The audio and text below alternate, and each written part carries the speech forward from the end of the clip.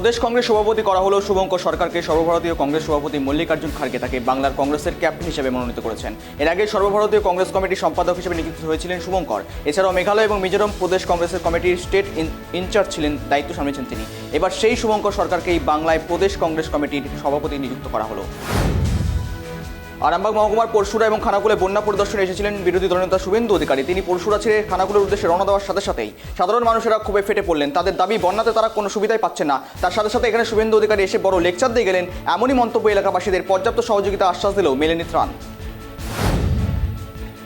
বাঁকুড়ার সোনামুখীতে 3টি ভ্রূণ উদ্ধারকে কেন্দ্র করে ব্যাপক উত্তেজনা। সোনামুখী পৌরসভার কর্মীরা রবিবার সকালবেলা ড্রেন পরিষ্কার করতে গিয়ে তাদের নজরে আসে এই দৃশ্য। ঘটনাস্থলে আসে সোনামুখী থানার পুলিশ এবং পৌরসভার কর্মীরা। ঘটনা তদন্ত শুরু করেছে পুলিশ। আরজিকর কাণ্ডের আবহে ফের আতঙ্ক মালদার চাচর সুপার স্পেশালিটি হাসপাতালে। মহিলা নার্সকে বন্য বৈষম্যমূলক মন্তব্য অভিযোগ। হাসপাতালে রোগীর আত্মীয়র বিরুদ্ধে তিলোত্তমার পরিণতির হুমকি নার্সকে। ইতিমধ্যেই ভাইরাল হয়েছে সেই হুমকির ভিডিও। এমনকি প্রভাব খাটিয়ে চাকরি থেকে বরখাস্ত করার হুমকির অভিযোগ রয়েছে সেই আত্মীয়র বিরুদ্ধেই।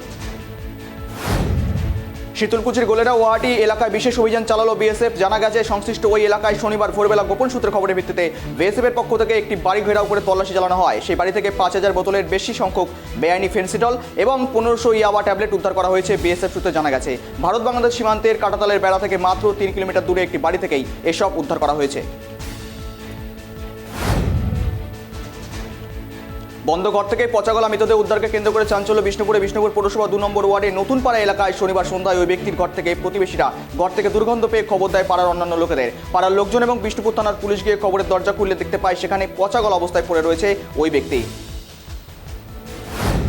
ঘন্টার পর ঘন্টা নৌকো পাড়ি দিয়ে বাজার করতে এসে রীতিমতো ছ্যাঁকা লাগার জোগাড়। ঘাটালের বানবাসী মানুষের বন্যায় ডুবে দুর্ভোগে এমনিতেই ছিল, তার সাথে সাথে সমস্যা হচ্ছিল খাবার এবং পানীয় জলের।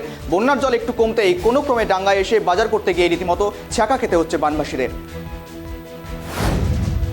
মালদার আদিনা ফরেস্টে এবছর রেকর্ড ছাড়া পাখিদের কলরব, যা দেখতে ভিড় জমিয়েছেন দর্শকরা। মালদার আদিনা ফরেস্টে এবার দেখা গেল অন্য এক চিত্র। নিরিবিলি ফরেস্টে এখন বিদেশি পাখিদের ভিড়। কেউ বাসা তৈরি করছে, কেউ আবার উড়ে বেড়াচ্ছে।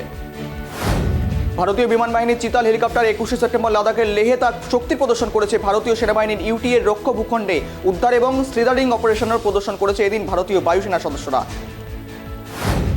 ঐতিহাসিক কোয়াড শীর্ষ সম্মেলনে শেষ করার পর প্রধানমন্ত্রী মোদী 22 সেপ্টেম্বর নিউ ইয়র্কের উদ্দেশ্যে রওনা দিয়েছেন। প্রধানমন্ত্রী মোদী 23 সেপ্টেম্বর নিউ ইয়র্কে জাতিসংঘের সাধারণ পরিষদে ভবিষ্যতের শীর্ষ সম্মেলনে ভাষণ দেবেন। শীর্ষ সম্মেলনের থিম হল বহুপাক্ষিক সমাধান।